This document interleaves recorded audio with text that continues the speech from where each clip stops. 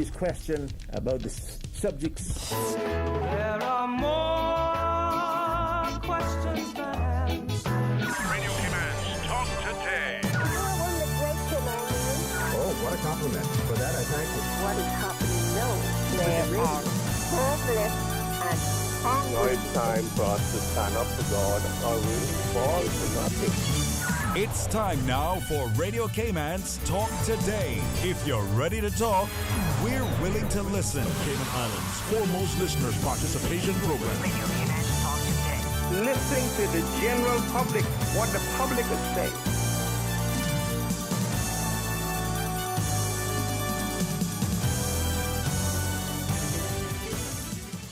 And good afternoon, Radio Cayman Nation, and a happy Wednesday.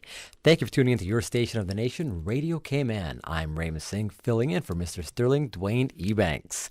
We will be sitting down with the Cayman National Choir and Orchestra following this very brief disclaimer. Radio Cayman's Talk Today, the Cayman Islands' foremost listeners participation program. We ask our listeners to avoid statements or comments which are abusive, derogatory, malicious, or defamatory. Do not use any indecent language or make any statement which is false or misleading. Email talktoday@candw.ky or call 1-800-534-8255. Courtesy of Live Communication. Let your voice be heard. Radio Commands Talk Today.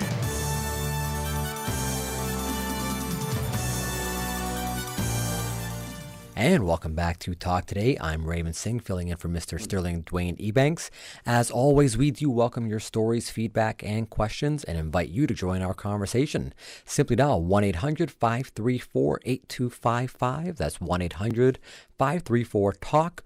Or you can always WhatsApp us at 925-3261.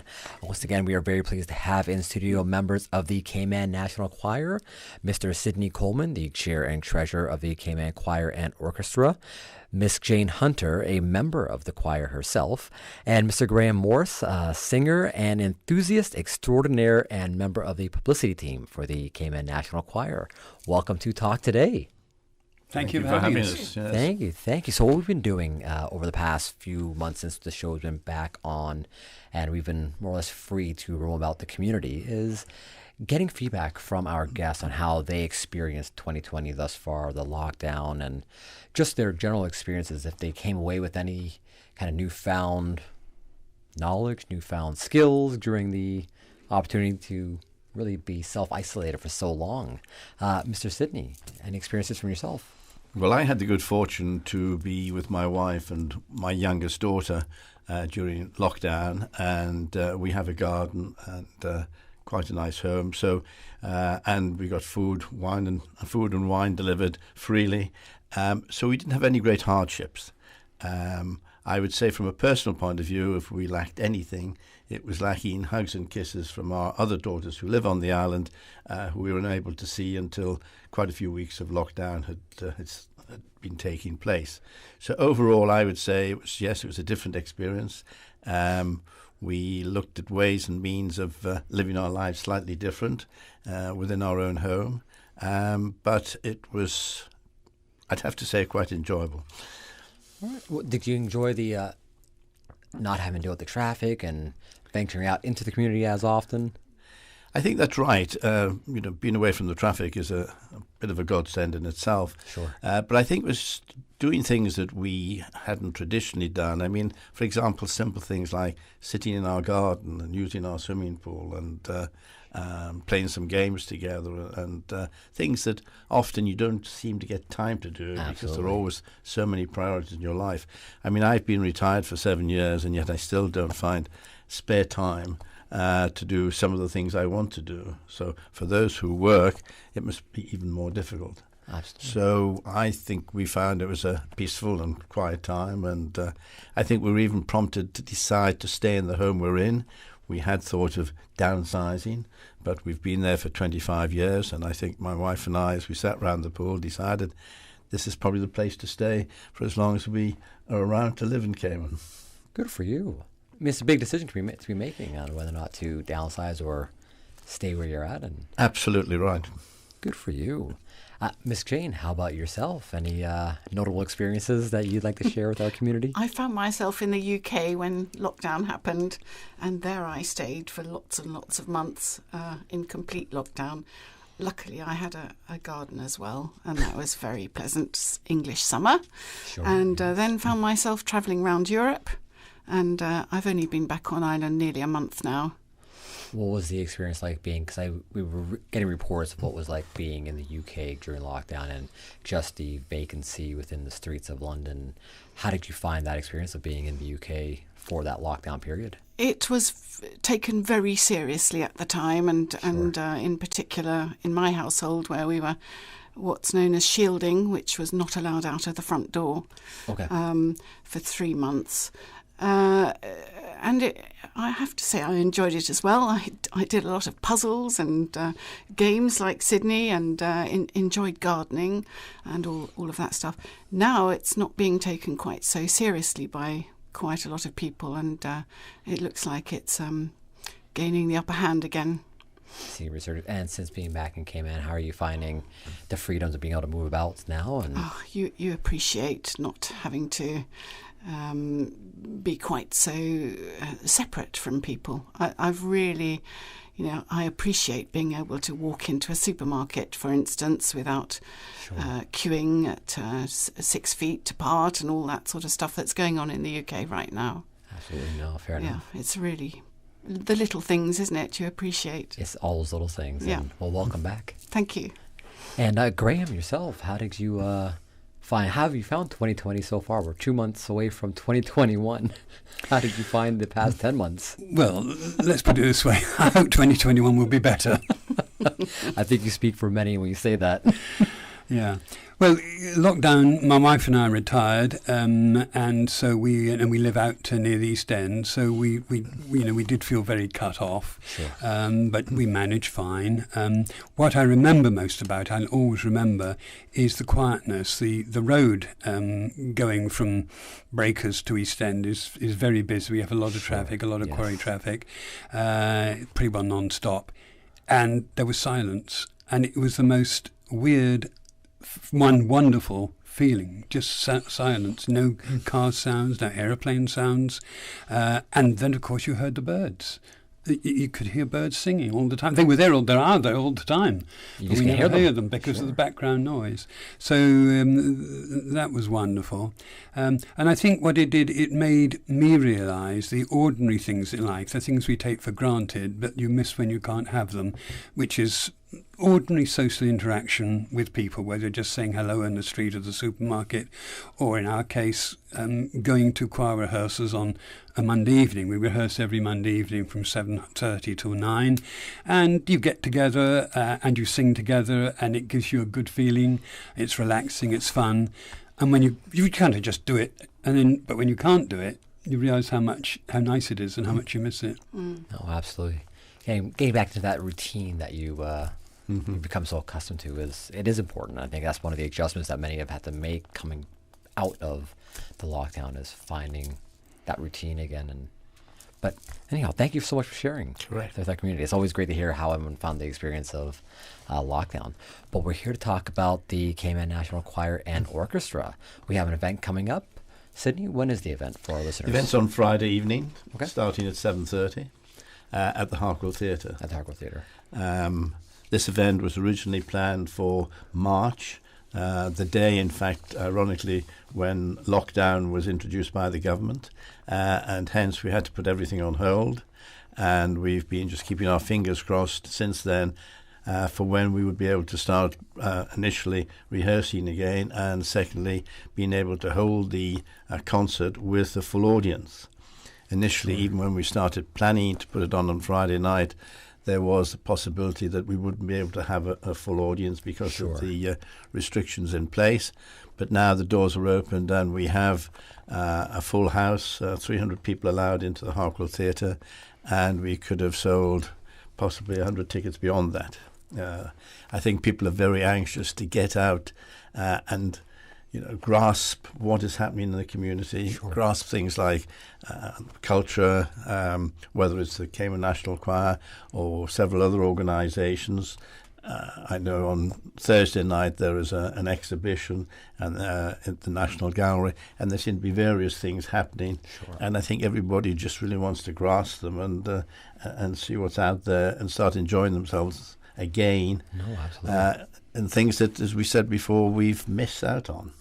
Now, with regards to the event that was taking place originally in March, one must be very difficult for all the performers to have to go through all the process of rehearsals and practices and planning just to have to shut down, but for very good reasons. Has there been any change to the concert program from March to now? No, there hasn't been any change in the program. We have lost one or two people who've left the island, and we've gained one or two people, and that's the way it always happens over a period of time, with or without a COVID situation. But the program is as it started, very, very much the same people involved, and everybody seemed very, very happy when we started rehearsing again about 4 weeks ago. It was like one big family coming together again after a long time in the wilderness. After a long time in the wilderness. What a way to put it. On that note, let's get a quick commercial break, and when we come back, we'll hear a bit more about what the theme of this year's performance is. Back with more Talk Today right after this. Do you remember when 2020 was great? I don't think it was... 2020 vision, not the year. Right. Make 2020 great again with Optical Outlook, the new West Bay store now open. With their designer frames and sunglasses, eye health has never looked so good. Call 746-2020 and book your eye exam today at Caymanian Village and now at Jake Scott Plaza in West Bay, offering premier eye care in Cayman for over 30 years. Come see the difference with Optical Outlook. Fidelity Bank would like to thank all essential workers. We salute your efforts and thank you for the sacrifices you've made to keep us all safe. During these challenging times we're facing, our top priority is the health and safety of the communities we serve. And while it's true that things are changing rapidly every day, one thing that will never change is our commitment to giving you the best and sound financial solutions to help you during and after the coronavirus pandemic. At Fidelity Bank, our focus will always be you. Fidelity, we're good for you. Gather your mateys and rev your engines for a chance to win $4,000 cash. Participate in the first ever Find the Booty Pirates Week scavenger hunt, Monday, November 9th. Scour the island districts for clues, challenges, and much more. Teams of 4 with 1 car are allowed to enter the Find Your Booty Pirates Week scavenger hunt. Only $100 entry fee per team. Get your tickets from eventpro.ky. For more details, email events@piratesweekfestival.com. Sponsored by Radio Cayman. Registration is ongoing for the Department of Tourism Pride webinars. The tourism industry is ever evolving. Stay up to date with the industry standards, best practices, and ensure you are the best ambassador for Cayman. The Pride webinars offer customer service, business acumen, history, and cultural classes. Webinars will run on Tuesdays and Thursdays at 11 a.m. To see the full schedule and register, visit pride.ourcayman.ky. Listen to the general public. Your thoughts are just a telephone call away. 1-800-534-8255. What the public is saying. Let your voice be heard.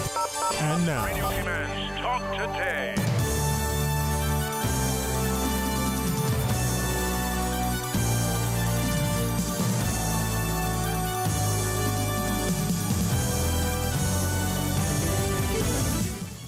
And welcome back to Talk Today. In case you're just tuning in, I'm Raymond Singh filling in for Mr. Sterling Dwayne Ebanks, and very pleased to have in studio members of the Cayman National Choir and Orchestra here to discuss their event this coming Friday. The event, which was initially scheduled for mid-March, but unfortunately was canceled due to the COVID international situation. But very pleased that we're now back to full, exposure in the community, and we can now have events again. And so this coming Friday, October 30th, we have the Cayman National Choir event. Sydney, before the break, we were briefly discussing just to break the lead up to this event. With regard to the theme for the 2020 event, what was the motivation to that theme? Let me say we are not the inspiration and the theme of the music. So let me quote from Mr. John Taylor, who is the musical director of the orchestra.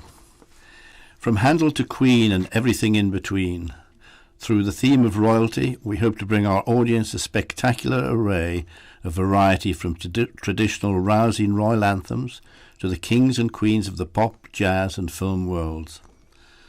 The Cayman National Choir and Orchestra prides itself on bringing something for everyone to enjoy, and this certainly won't disappoint.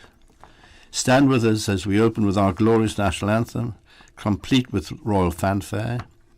Enjoy the splendour of coronation anthems, sing and dance along to the music of Queen and the King, and enjoy the soundtrack of an empire from a galaxy far, far away. The CNCO prides itself on its talent and diversity, comprising highly experienced musicians and our exceptionally talented youth. On this occasion, the CNO premieres a brand new composition by a student of St. Ignatius High School, Charles Henderson. Furthermore, the CNO is proud to say that its ranks are strengthened by a significant number of students, all of whom have demonstrated the high level of musicianship and passion which the CNO demands. We look forward to entertaining you on Friday. That was very beautifully written. Now, I heard a Star Wars reference in there. Is that a hint for the community on potentially what might be in store for this? Yes. I heard a galaxy far, far away, and as a Star Wars fan myself, I'm gonna have to inquire. When we suggested a list of the activities taking place for presentation to the audience, the musical director said he'd prefer to remain a surprise. So they will be announced as they come along. But you had a hint there. And I can tell you that John Taylor, the musical director, is a huge fan of John Williams. Fair enough. That it's one of those lines that stands out from a galaxy far, far. You can actually hear it being said out loud. And yep. Now, you mentioned your numbers have been strengthened by more students. Have you seen a rise of younger singers joining the choir of recent? It's something we're working on. Okay. We always encourage young people to move up to the grown-ups. Okay. So always welcome. Always welcome. Fair enough. I think it's been felt in the orchestra more than in the choir, certainly since COVID. You've seen in the higher youth numbers in the orchestra? That's the impression I get from John. Okay. Makes sense. But it's certainly our goal to attract more members to the choir and the orchestra, and very much what we want to do is bring young people through from the ranks of students to the highest level in the island, which is the National Orchestra and National Choir. There's been a huge expansion of music in schools.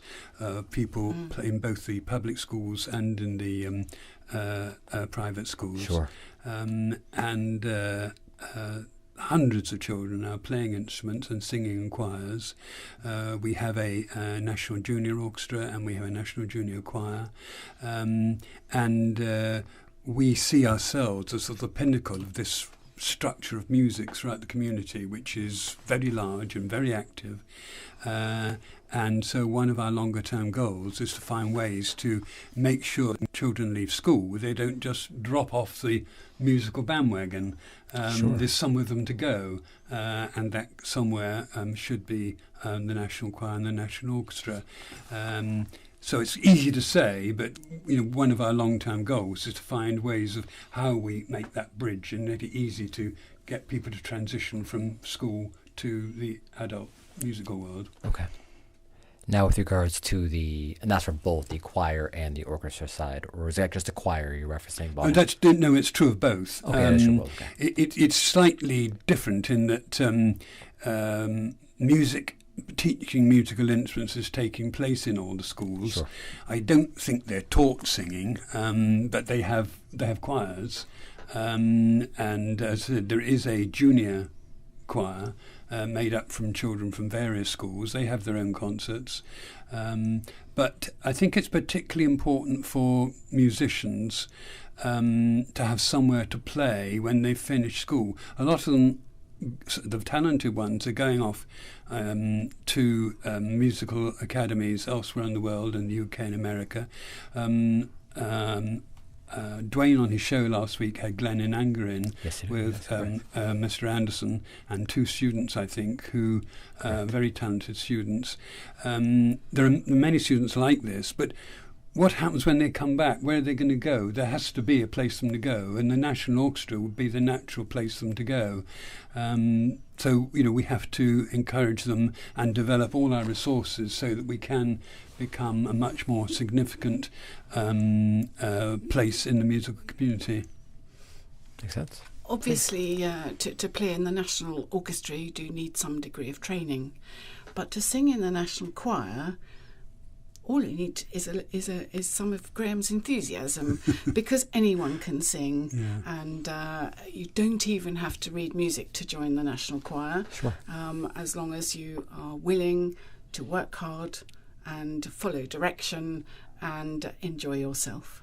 And is there typically one national concert a year, or do we have multiple events per year?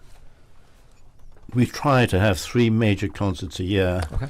And in addition to that, we have various organizations who do request our assistance, like Jasmine, for example. And we do have 2 carol concerts at Elmsley in December each year. This is partly driven by our need to pay our expenses. Sure. No, of course. And the concerts this year at the Elmsley concerts this year will be held on Tuesday and Thursday, the 8th and 10th of December. And I would encourage everybody to come along. It's a great way to start your Christmas. And I'd warn people to try and get there early. It starts at 6:30. But normally we get a full house on both nights. It's I don't want people to be disappointed. Sure. But as I said, we try to have 3 main concerts every year. It's partly because that's what we want to do, to keep us active, keep us together. Sure. And it's partly driven by being able to raise sufficient money to pay the expenses. And as far as just to encourage more individuals to join the choir in the future, if they choose to, how much rehearsal time is involved? What time level of commitment is involved for them to make that jump? In the choir, we rehearse on Monday evenings in the Kaboo building, which is on West Bay Road, 7:30.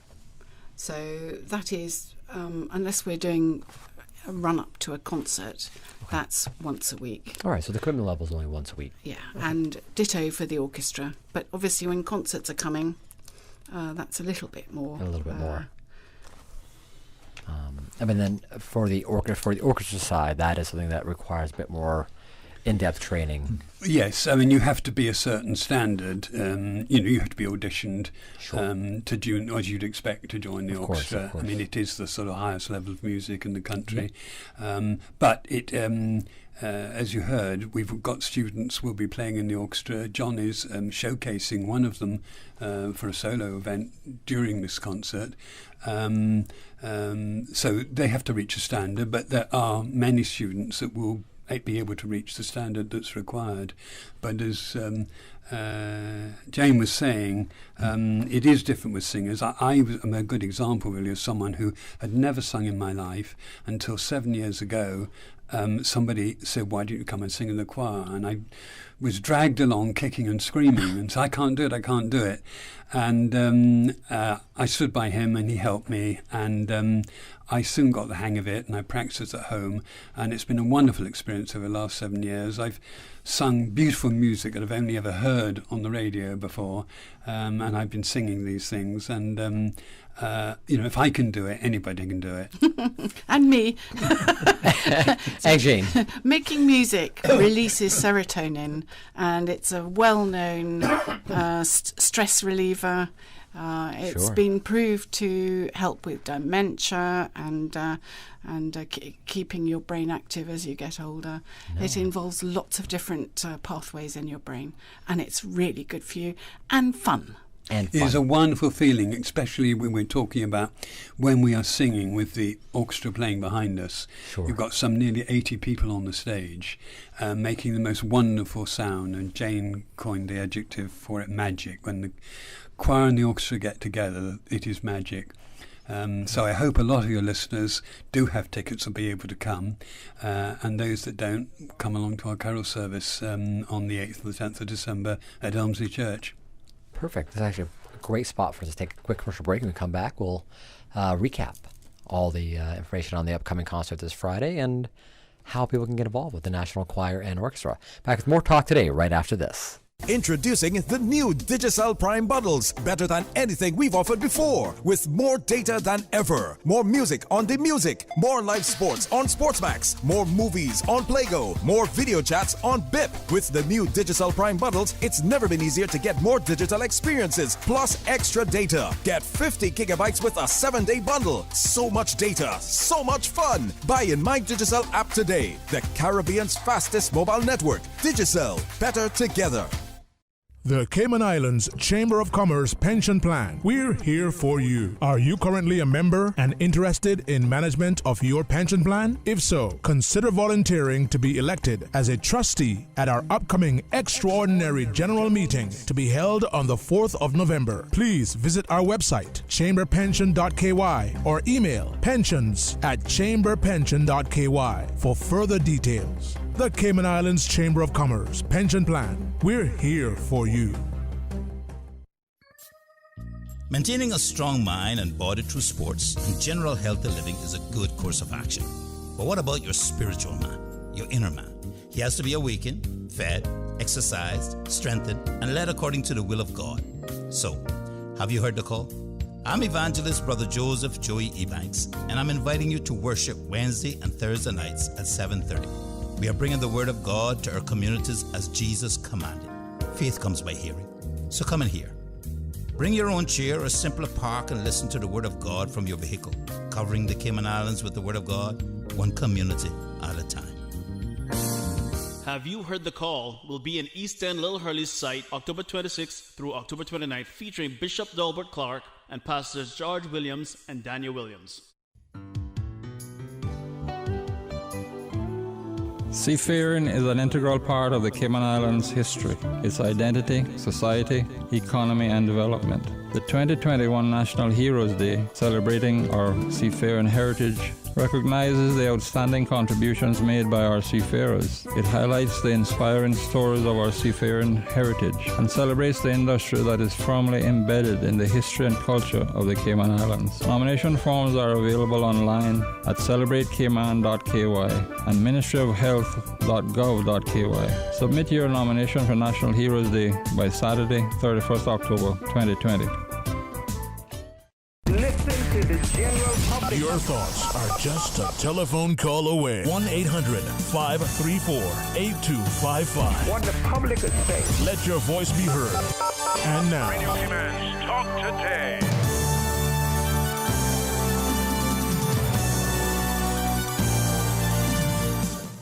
And welcome back to Talk Today. In case you're just tuning in, I'm Raymond Singh, filling in for Mr. Sterling Dwayne Ebanks.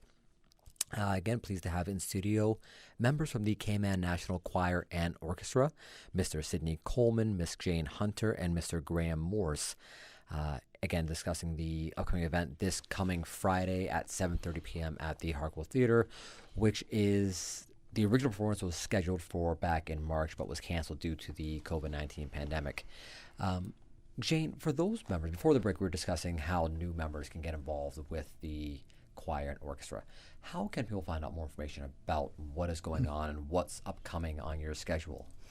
Well, we have a brand new website. It's Exciting. called CaymanChoirandOrchestra.com, where we try to put all our news and how people can join us, what's coming up, how they can buy tickets, and a little bit about music as well.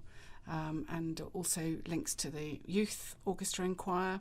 Okay. And so that's the place to go, www.CaymanChoirandOrchestra.com. That's great. And then you're also available on Facebook as well. Facebook, we have two separate pages, one for the choir and one for the orchestra. So Oh, wow, Cayman okay. National Choir or Cayman National Orchestra. Obviously, they sometimes talk about different things, so that Sure. join them both. And we have an Instagram joint Cayman Choir and Orchestra Instagram follow as well. Exciting times. The Now, with regards to tickets for this Friday's event are sold out. Just to clarify for the community. Yes, I'm afraid they're sold out. All right. And then briefly in the break, we're discussing the potential for future streaming of the event. So that Sister Islands community members can take part in watching the events in the future. How do we see that shaping up in the near future? Or into the future, rather? Wouldn't it be lovely? It would be lovely. Shall we just say we're working on it? Yes, I mean, a lovely start would be Christmas at Elmsley if it's possible to put together in that time. But looking beyond that, certainly it's something we would like to do and be able to spread the word as much as possible. Because, as you say, sometimes there's a limit to how many people can see us live, as on Friday night. And it would be nice for those that can't see us live, particularly, as I think Graham mentioned, in Cayman Brac and Little Cayman, to be able to get the benefit of the Cayman National Choir and Orchestra playing together. Absolutely. I think the issue about the problem, it's clearly a good idea. I think the problem from the musical director's point of view is that we can get the right quality, the right sound. I mean, she is a perfectionist. She wants to be perfect. So having the right equipment at a price we can afford is, I think, the stumbling block. It has to be professional people with good equipment, and if she has to be happy with the standard, because we don't want to be putting out something and saying how wonderful you are, it's substandard. Absolutely. So the issue is one of money, I think, and in order to be able to provide those kind of resources, we have a lot of expenses to run this organisation. We have a rehearsal rooms which we rent on West Bay Road. That's expensive. Putting on concerts is very expensive. So one of the goals that Sydney has, that I'll probably talk a bit more now, is how we can put ourselves on a stronger financial footing in order to be able to take ourselves further into the future and do other things. Yes, fine. I mean, for many years we sort of stumbled along without any real expenses. Cayman Prep School were kind enough to let us rehearse there. They stored some of our most of the things that we had. But eventually there came a time when we outgrew that and we had to find our own premises. And with that came quite considerable expenses. Sure. As a consequence, this year we have struggled because, like so many other not-for-profit organisations, we've had little or no income, but the expenses continue. Although I'd have to say our landlord has been very, very understanding and has on several months reduced our rent, which has certainly helped our income and expenditure for the year. We have recently made an application to government. We feel as though we are a significant enough organisation providing very much a sort of community service that justifies some application to government for some funding on an annual basis. I think government in their annual budget do provide for a lot of organisations within the arts and the cultural arena, and I'm hopeful that they may see kindly to grant to Cayman National Choir and Orchestra an annual part of the budget to defray our expenses. Not all our expenses, may I add. We still anticipate to raise some of our own money. And once COVID is over, we do hope to start a sponsorship scheme as well. It's been talked about for some time, but this year obviously wasn't the right year to launch it. Many people have been far poorer than we have this year, and as a consequence, we haven't reached out to anybody for sponsorship. But we do hope that we will be able to build this funding over a period of years to fulfil our ambitions as outlined in our application to government and as outlined in our mission statement. And I can see Graham has got the application there, and he wrote quite a lot of most of it, so he'd be able to enlarge on whatever I'm saying. But we do need to plan for the future, and the future, may I say, in Miss Susan Horrocks' mind, is that we link together with other musical organisations on the island and produce some sort of concert hall. Now, that sounds very ambitious, and it is very ambitious, but dreams do come true in the Cayman Islands, so we live in hope. So we do. And so then to the enthusiast extraordinaire, how do we make that happen? Well, we have put forward a plan, a three-stage plan covering us. The first stage is the next 2 years. And then we have a 5-year medium-term plan after that, and then a longer-term plan. Who knows how long it would take us to reach this goal of having a national concert hall to be used by all the music organisations in the Cayman Islands. So we can't put a final term on that, but we're certainly looking like 10, 15 years ahead. There are a lot of things that we have to put in place before we get there. We have to become much more of an integrated organisation in the community rather than lots of individual organisations doing their own thing. And I think that we are probably the only Caribbean island that has a national orchestra, by the way. We're already in a very strong position that many islands be proud of. But the orchestra are nearly all professional musicians that teach music here in the Cayman Islands. And they do this for nothing. They have to give up time going to rehearsals, going to concerts, which they don't get paid. And we want to build up we have a vision of having a semi-professional orchestra so that they get paid for rehearsals and get paid for appearances in order to attract the best of them and encourage students to come in. We think it would provide employment opportunities for young Caymanians when they have been off abroad to music academies to come back and to be part of a semi-professional organisation. Semi-professional, they will have other jobs teaching as well, but they also get paid for being part of the National Orchestra and will take on more projects. Now, of course, again, that all comes back to money. How would that be paid for? The musical director clearly has to be paid for, both the orchestra and the choir.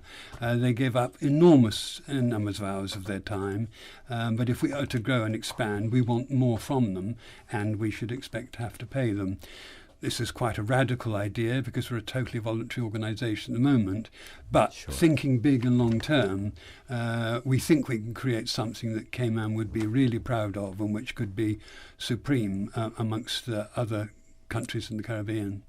That's fantastic. It's great that you have the plans kind of like that, because it is a very high cost intensive. You mentioned earlier I've never met a musical director that was not a perfectionist. That's part of the job requirement for them. But with regards to the streaming sound, you don't want to be losing quality of your broadcast, of your show. Even though many would like to tune in, they want to tune in for that quality. It's not just a speech; it's a quality performance. And so you're right. There's a high cost that comes along with and trying to put that all together. But we are getting pretty close to the end of our segment here. Just to remind all of our listeners at home, we are encouraging newcomers to the choir. How can they get in touch with you, and when are the choir trials for them to come out and just get a feel for the choir? All singers, we're starting our Christmas set on Monday the 2nd of November, 7:30 in the Kaboo building on West Bay Road.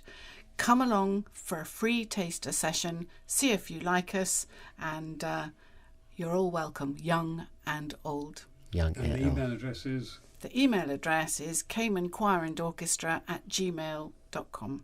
caymanchoirandorchestra@gmail.com. All right. And that is, so that's Monday, 7:30 p.m., November 2nd, a free taster event at the Kaboo building on West Bay Road. Sydney, any final points you want to put out there to our community? No, I'd just like to thank you for the opportunity you've invited us along today so we could express our thoughts and tell the public at large who we are, what our ambitions are, and the fact that we would like to welcome them both as audience and as participants. So, as Jane has said, please come along if you have an interest on the 2nd of November.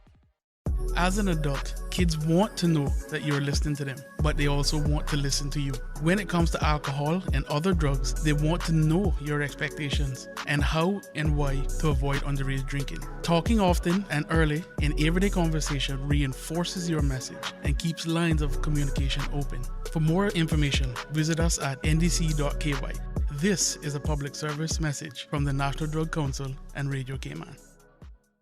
Listen to the general public. Your thoughts are just a telephone call away. 1-800-534-8255. What the public is saying. Let your voice be heard. And now, Radio Cayman's Talk Today.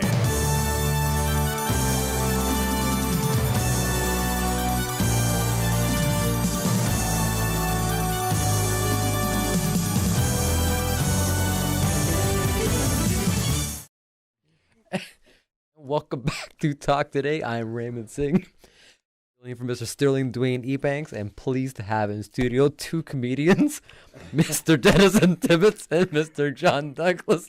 Welcome back to Talk Today. Thank you, Ray. Thank you very much. So He's a comedian. I just go along with it. He's the comedian. He caught me so off guard there right before we went on air. Welcome back again. Again, we are very pleased to have in studio Mr. Denison Tibbetts and Mr. John Douglas from the Seafarers Association, here to discuss the 2021 National Heroes Day selection process. So welcome back. Happy Wednesday.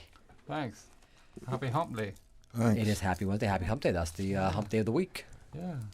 This working? It is working, Mr. Douglas. Yeah. Absolutely. Thank you. Thank you, my friend. Thank you, sir. So good to be back here. I thought the minister was joining us. I was told, I believe the LA is on, so I'd imagine they're tied up in the LA at present. Okay. But before I say anything about the nominations, I just want to make something clear to. Apparently, there was some mix-up with what people are thinking this nomination is for. Okay. It is not. Our year don't finish until January next year, and then we have nominations for the for the following year for the council and the presidency. Sure. So it's not for that. This is solely for seafarers, correct? People who went to sea, and we have. I was just asked by Mr. Loxley if we're gonna extend the nomination day, but unfortunately that's not really up to me. That's up to government. But we have decided the last time that I met with them, they decided that October 31st would be the final day. Okay. Now we have a meeting tomorrow, so maybe it'll change. I don't know, but please get your nominations in by 8 o'clock Saturday evening. Sure. Okay. Sorry. No, that's fine. The nominations, as we've said so many times, it's 6 different. Well, this is 5 different categories. 6. 6. Yeah. Let me see. I think I have the wrong. Early Pioneer, Excelled at Sea, Women in Seafaring, Yeah, this one is Memorial Scroll, and Friends of Seafarers. I brought the wrong one. Okay. Yeah. So, but if the people who you want to nominate don't fit into either one of these categories, still nominate them, because if they're not given a recognition on National Heroes Day, they will be recognized in a booklet that they plan to produce with all the names Of all the nominees. All the nominees. That's great. So, and then Celebrate Cayman will take over then, and once a month for the next February, March, April, May, June, all the way up, they'll have district functions. Okay. And then all of these people who are from that particular district will be honored. Okay, that's fantastic. So again, there's 6 different categories that are actually being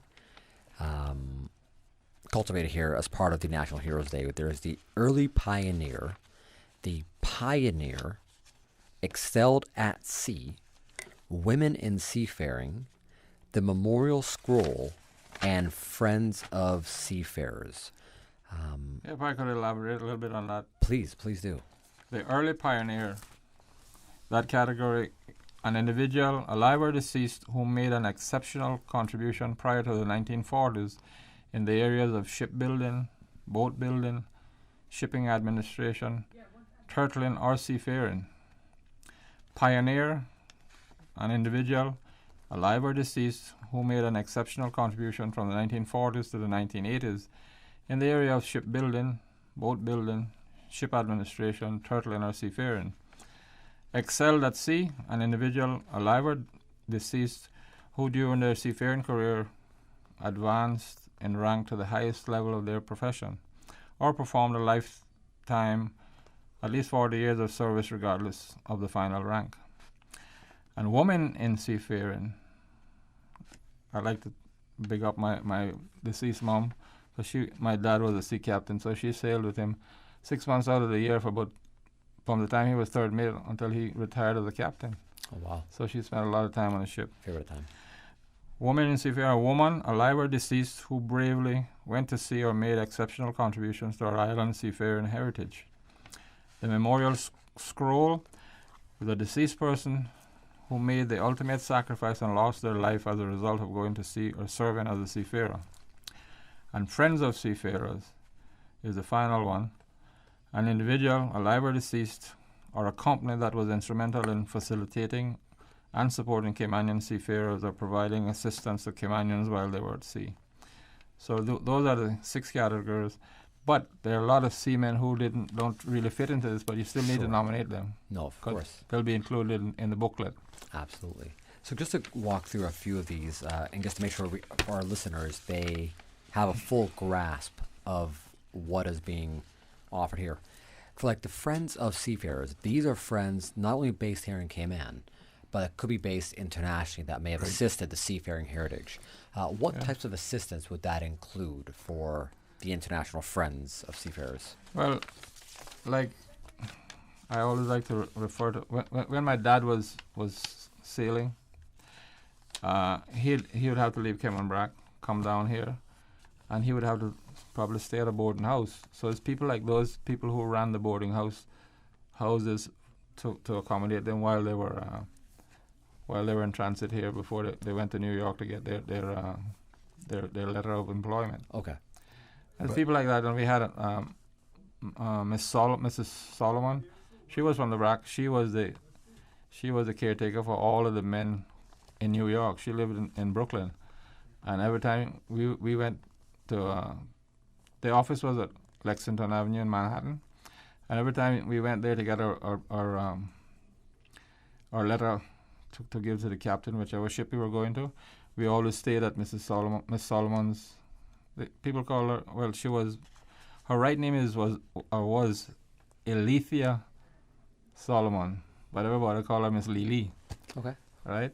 That's was the pet name, but she was the mother of all of the seamen, including myself, because you had to touch her place of. She like a boarding house. It was a 4-story building, and wow, So that's ideally who. So it's people like that, who really assist those seamen. Yeah. Let's take a quick commercial break. When we come back, we'll delve a bit more into each of these little categories here. We're back with more talk today, right after this. Digital is not a buzzword; it is a culture. At Digicel, we've made it our mission to enrich your digital lives. That's why we're bringing together more of all the experiences you love. The latest shows, the best of local and international music and radio, live sports, cloud storage, breaking news, HD video chats, and more. Welcome to Digital at Digicel, the Caribbean's fastest mobile network. Digicel, better together. Representing Pentair, Myers Water Systems for over 50 years. Best pumps, tanks, and accessories. Myers Pumps, best prices. Besides household pumps, we carry irrigation pumps, grinder pumps, transfer pumps, and more. Parts, service, and repairs. Installation optional. Find us at Puritan Place, 337 Eastern Avenue. Turn left to end of building. Contact Mowbray on 526-1038, 526-1030, or 926-1038. For the record. for information that matter to you, the people. Hear from the government, the opposition, independents, and other experts on issues and solutions that affect you. For the record, every Monday, Wednesday, and Friday, tune into 89.9 and 93.9 FM from 7:30 to 9 a.m. for Cayman's new Straight Talk morning show. For the record. I invite you to join me for the record. You are invited to be a part of this interesting and informative show. Embrace the opportunity to dialogue with your legislators, policymakers, and those charged with policy implementation. For the record. Brought to you by Coca-Cola. Available across the Cayman Islands from Tortuga Distributors. Accept no substitutes. Taste the feeling with Coca-Cola. As the community continues to take precautions from COVID-19, it is important to stay prepared for other disasters now that we're in the hurricane season. Here are some post-hurricane safety tips from the Department of Environmental Health. Always separate debris from household garbage after a hurricane. Debris includes roofing materials, tree branches, and metals. All items of debris must be placed in separate piles and must not cause obstruction to roadways or come in contact with electrical lines.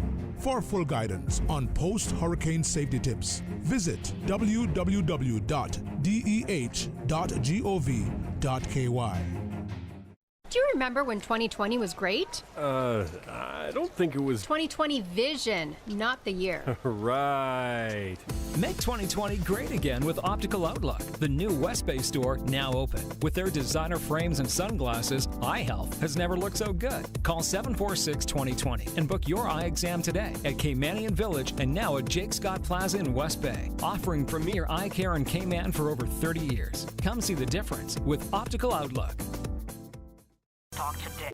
But I do have some questions. Talk today. Cayman Islands' foremost listeners participation program. Talk today. Because there are more questions than answers. What the public is saying. Waiting to take your calls right now. Sterling Dwayne Ebanks.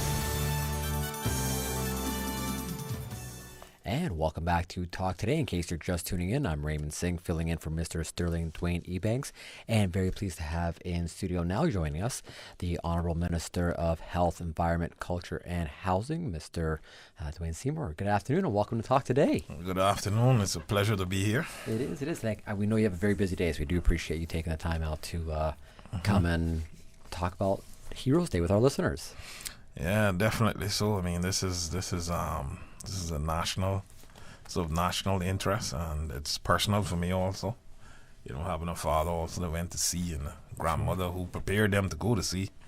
You know, I often say, which some of the men don't like me to say, even though my father went to sea, that, you know, the women are my heroes, haven't been left behind, you know. Sure. And, you know, and taking care of this country the way they did, managing the money, raising the children, building the homes. Absolutely correct. Yeah. And, you know, Castro didn't take over no. next door. So. No, he didn't. Is that the reason why we have now this Women in Seafaring category as part of the National Heroes Day festivities? Yeah, well, it's very important to recognize, you know, how important they were. It's going to be very difficult to try to pick a winner out of that nomination. That's one of the things I was looking at when I saw the category. I went, you know, there's a lot of people being nominated as part of this, and I feel very sorry for the selection committee that has to go through and try to make the decisions on this process, because so many people are going to be nominated. Yeah, there's a lot of people going to be nominated, and that's why we had to prolong this or promote this as a year-long event. Rather than just one day. Sure. If it was one day that we had to announce every person that went to sea, we'd probably be there for about 5 days. No, it would take a little while. We'd need 5 days for Heroes Day. No, absolutely. But you know, we appreciate what the team and the steering committee is trying to do.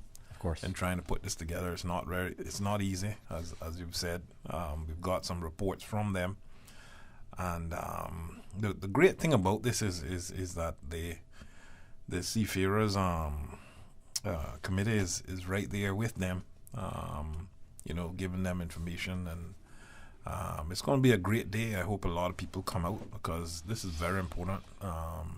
not only just for Caymanians and locals alike, but for all the people that are here enjoying this Cayman Islands, whether it's in the financial industry or otherwise, that this is what built Cayman, and they ought to appreciate what our seamen were able to do for them to come enjoy what we have now. You're absolutely correct. Yeah, you can imagine Miss Gwen Bush. She was in the office, shipping office out there with Mr. Patton. But I mean, she ran everything. But you can imagine, we had no telephones, and she got a telegram from New York saying that they want 20 men, 20 seamen, and the different categories with it, Yes. But she would get a message to every one of them, and the next day they would come down to town, and she'd send them up to the hospital, and his grandmother would see that every one of them had their medical done.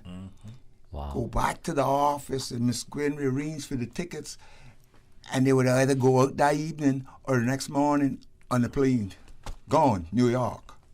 Without phones. Oh, yeah. That's the main part about it. No There's no phone. phones in this whole process. This was just a... Well, it was a little different in Iraq. Mr. James Ryan, who eventually retired as the chief secretary, right? He was the messenger boy at the time, and he used to ride from. They had a little office in Stake Bay, and anytime they got these telegrams from New York, he would go. Well, he started out on a bicycle. I think eventually he got a scooter or something. He would go to the various people whose name were on that, and then they would in turn tell Miss Gwen we'll be in Grand Cayman on a certain date, and they took it, and Miss Gwen took it from there. So even people like Mr. James Ryan, he played an integral part in the early days of seafaring. That is a national bulk. I mean, before that, you had the turtlers and the so seafaring in all aspects of it has contributed to the economic growth of the entire Cayman Islands. No, absolutely. And a lot of people who come here don't know that. So we're trying to educate them to the fact. In the meantime, we're trying to, while doing that, we're trying to nominate all these people to be awarded, recognized. Absolutely. Even the deceased people. So of course, it's very important. It was so good that in those days, even before National Bulk started to ship out men, the Cayman seamen would go to United States on the local boats, the Morocco, Adams, and so forth. Right? Cayman, yeah.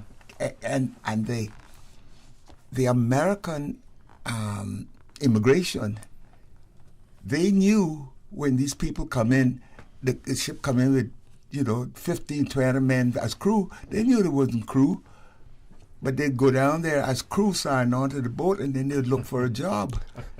And Swanner was shipping out men, and they got a job, and the American immigration would sign them off from the local ship and give them time to get ready to go on the American ships or whatever and ship out. The American immigration at that time was very good help to Caymanians. I had never heard that part before. We do have one caller line, but if I can just say and echo again what the Honourable Minister just said and what Mr. Tibbetts just said just now, and that is that backbone, that economic backbone to the building of Cayman society. We had the Cabinet Secretary on last time we had this discussion in the studio, and just the references of how much of Cayman's economy was built on the backbone of the seafaring heritage. And a lot of times now, the finance industry or the tourism industry gets that limelight, but that's not where it started. No. It started much longer ago, and it did. And legend has it. As a matter of fact, it's recorded. I think it was in the late 50s. Government actually ran out of money to pay their civil servants, and they borrowed from the bank where all these seamen had saved their money. Yeah. So those are the parts of history that get omitted, that has to get come, and that's hence why we have it now. This goes much further than that. As I understand it, a lot of our men went also to help build Panama Canal. Yes. And some of our names are also in. If you go to the Panama Canal, they have a list of names of people who helped. I've been there and I watched it. Yeah. What surprised me was that they have you go up to the third floor. I think there's a big show. Yeah. And there were more Barbadians. I mean, I couldn't believe it. There were more Barbadians than any other Caribbean country. And I thought it mostly would have been Jamaicans and Caymanians, but Barbados. They came from a long ways. Yeah, they come along. Yeah. Well, we do have one caller on the line. Good afternoon, caller. Thank you for calling Talk Today. Good afternoon to all of you, the panel and everybody. Yes. Good afternoon. I'm calling on behalf of my late father, Rupert Moxham. I personally wrote in about 3 or 4 times before to get if they would recognize him. But I am so tired of the injustice to full-fledged Caymanians. The paper Caymanians get more acknowledgement now than what the real Caymanians are. When I think of the premier of how he stood to close the border and keep us as free as we are from this pandemic, and then they don't recognize him, but they recognize the outside one with this high reward. My question is, I want to find out what did that man do to get that award. And also, you're not going to answer me now. I'll finish my questioning before. My father, down the Snug Harbor, him and his 2 Jamaican workers made that place the way it is today. And some time ago, when he wanted to buy the late Eden Cook Borden house, some of them paper Caymanians told the man that was selling the house that he must not sell that house to that black bow-legged man. And it was through him and his workers. I can remember my mother getting egg sandwiches and Thomas bottles of coffee for him to carry down the river when they were working down on. And now we Caymanians are aliens in our own country. I think it's ridiculous. It's ridiculous is what's going on here. People can come now, they throw out of their own country, and they come here, and we open our arms. But I mean, paying them good. This man got his pay, and he was well paid for what he did. He don't need no award.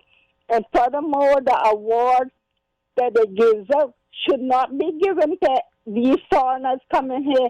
That's for Caymanians only. We're not going to United States and get no award. We're not going to Panama and get no award as Caymanians. So why do we have to do it to these foreigners that come here to the best life they had to live when they come to Cayman? Thank you so much for calling. They do want to go. Is that Betty? Thank you so much for calling in, but we're kind of on a different thing. What you need to do is to go to the Seafarer's office at 11 Victory Avenue, and the office manager there will explain what we're trying to do, and you know your fares will be eliminated, I'm sure. So just go to the Seafaring office, and Anthea Borden is there, and she will explain everything that we're trying to do. Okay? Caller, thank you so much for calling in. All right, we're also now pleased to have in studio again Ms. Pucci, from the Chief Officer from the Ministry of Health, Environment, Culture, and Housing. Did I get it all right? It's a long title. Yes. All right. Welcome to Talk Today. Thank you. Good to be here. All right. So before the call just now, we were briefly touching, before we get the break, rather, we were touching upon the different categories involved with the processing. We're discussing the Friends of Seafarers category, just to offer clarity for nominations so that everyone can be nominated appropriately. With the Friends of Seafarers again, this is for anyone who's assisted the process for seafarers either locally or internationally. Is that correct? Yeah. Okay. With the Memorial Scroll, can we walk us through what the Memorial Scroll and how that's different than the other categories for early pioneer and pioneer? Miss Nellie is the chairman, so she knows everything about it. She can talk. Thank you, Mr. Tibbetts. So the Memorial Scroll seeks to recognize persons who are deceased, who've made the ultimate sacrifice in terms of their service, and who have unfortunately lost their lives at sea as a result of going to sea and serving as a seafarer. So a very important category. Always, we have to remember the sacrifices and even more so those who pay and make the ultimate sacrifice. So anyone who has any nominations in that category, please, we're encouraging all persons to make sure that we receive those. Okay. And that's a very important category in terms of the Memorial Scroll, because I can remember growing up and the families that had lost their fathers to see whether the ship blew up or otherwise. You could see the devastation that it did to families who lost their loved ones at sea. I can remember that really well. It's some names that you can actually remember. This one got blew up. Yes. This one was lost. No one knows what happened. And it was very devastating for the families. Well, it kind of hit home to my family because my father's youngest sister, her husband got blown up on a ship and lost his life. So it was kind of near to us, Yeah. And it was really devastating because when things like this happen, even though some people have got compensated by the company, it's still not. It doesn't bring the person back. Loss of life. No, you're talking about the family destruction that happens as a result of the family having to pick up the pieces. Yeah. Money might help a bit, but it doesn't fix or even No, come it close to doesn't. bridging the It gap. doesn't. No, that's a very trying one. We do have one more call on the line, and then I do want to explore more of these categories. So there's very important topics here within these categories. Good afternoon, caller. Thank you for calling Talk Today. Hello, good afternoon. Good afternoon.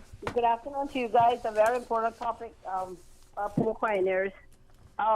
It's a good idea what you guys are coming up with, but just for a suggestion, why don't we make a national holiday for seafarers like we do, like we do Heroes Day and everything, that we actually celebrate, or not just once in a lifetime, but a 1 year a set date for that, for seafarers, because they were pioneers, who's made Cayman what it is today, and that would be a great honor to them, I'm sure, for those that are still alive and to those families that have their seafarers that have gone home. I'm sure they would be well recognized, and it should be a national holiday for it. I don't know if you guys consider. Well, we've considered that.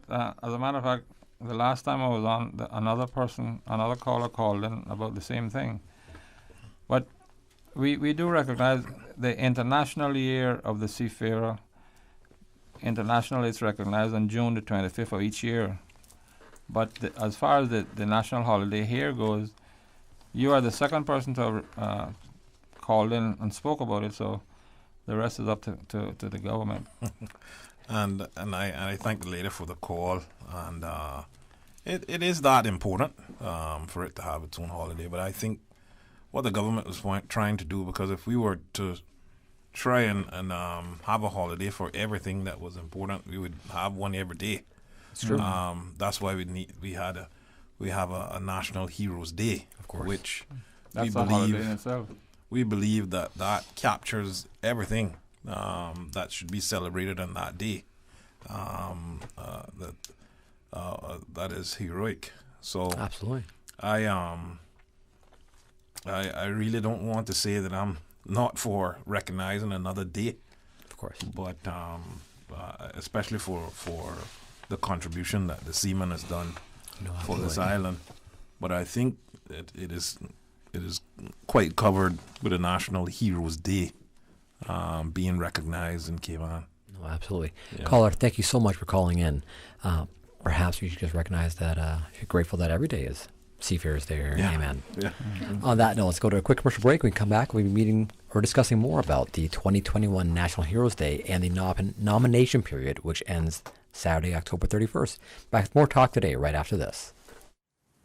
After a hurricane, do not use the public water supply until the Water Authority advises that it is safe to do so. If the water supply becomes contaminated and unsafe to drink, the authority will issue a boil water notice. To comply with the notice, boil water vigorously for 4 to 5 minutes and let it cool before drinking. For more useful hurricane preparedness tips, visit the Water Authority's website at www.waterauthority.ky or follow us on social media. King Sports Center takes pride in being more than just an ordinary gymnasium. For 14 years, their multi-purpose facility has been providing the community with a variety of sporting, recreational, and relaxation activities. King Sports Center has a bowling alley, lounge bar, multi-purpose rooms, powerhouse gym, rock climbing wall, bungee jumping, a 10,000 square foot rink, and so much more. For more information on the variety of services, call their friendly staff today at 946-5464 or email kings@candw.ky or visit www.kingsportscenter.com. King Sports Center, your one-stop shop for fitness, recreation, and relaxation.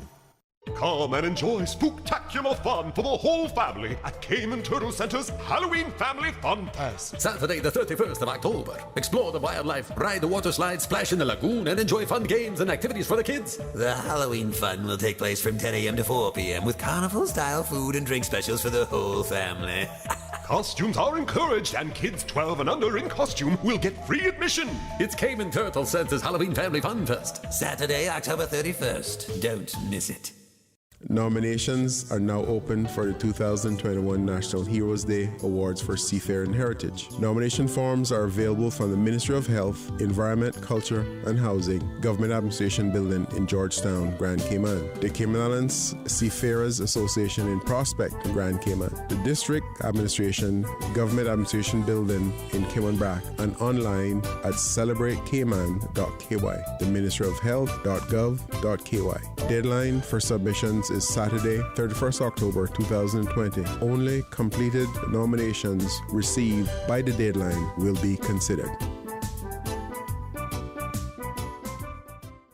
Listen to the general public. Your thoughts are just a telephone call away. 1-800-534-8255. What the public is saying. Let your voice be heard. And now, Radio Cayman's Talk Today.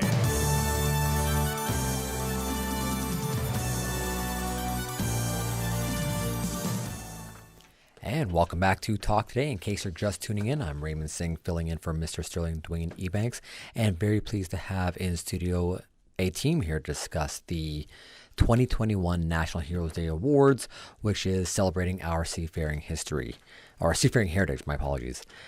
The deadline, again, is this Saturday, October 31st, to submit your nomination.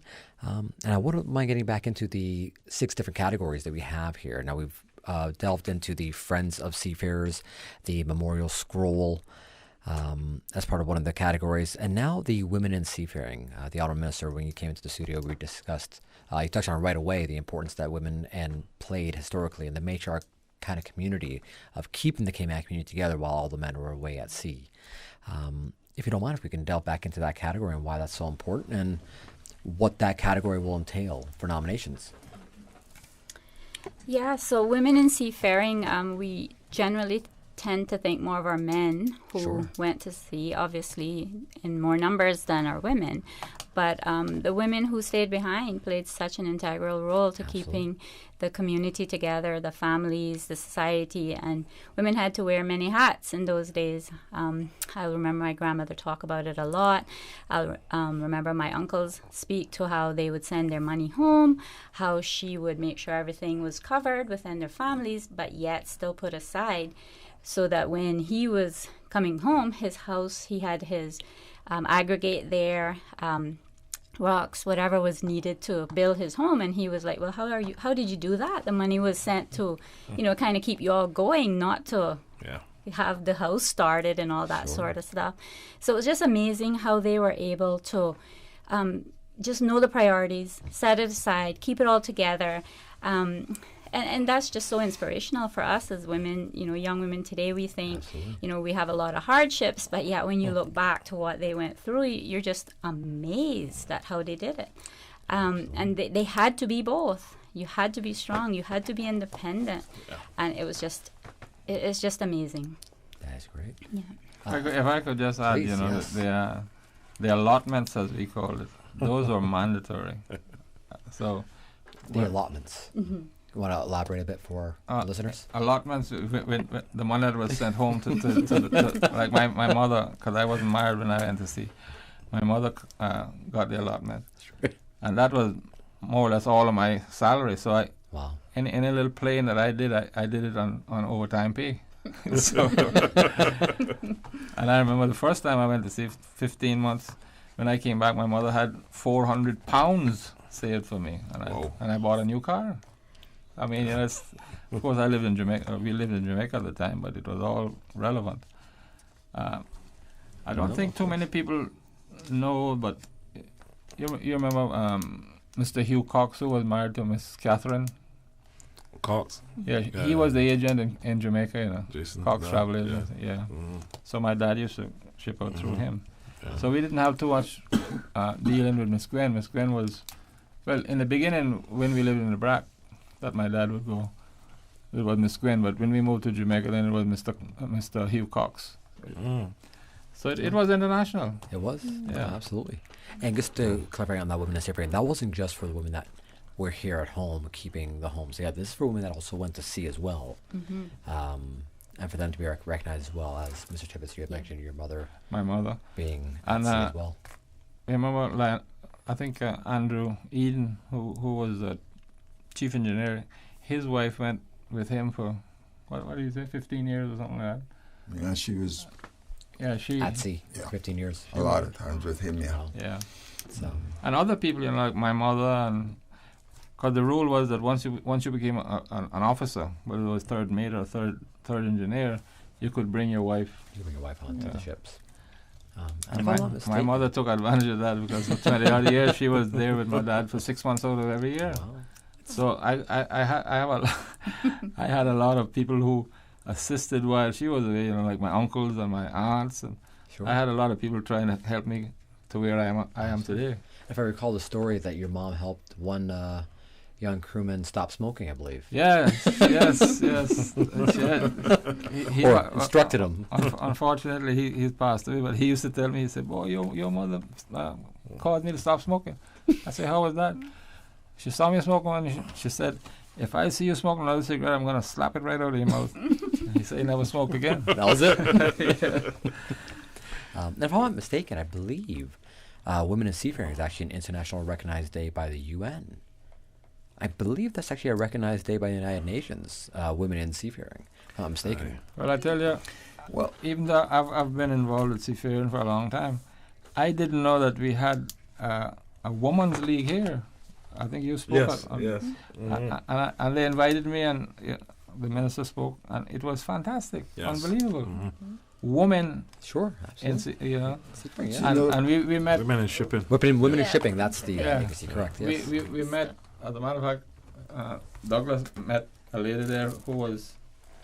She was. She would have. She had a captain license, but she wouldn't have got captaincy until next year or something like that. You remember you were talking to her? Or in MC, I think. Yeah, but I mean, I've come across many Norwegian ships with women on board that were officers, chief mate, second mate, third mate, wireless operators. In those Scandinavian countries, a lot of women go to sea. Well, last year, remember, the government invited us to Mount Bay or Mount Gay or whatever that boat. Oh, yeah. The navigating officer was a woman. Mm-hmm. Yeah. Right. Now they don't have these big wheels anymore. They have a little thing like about this size, and you just turn it with your hand. It's unbelievable. Technology's helped a bit there. Yeah. And then so for our fourth category, we have the excelled at sea.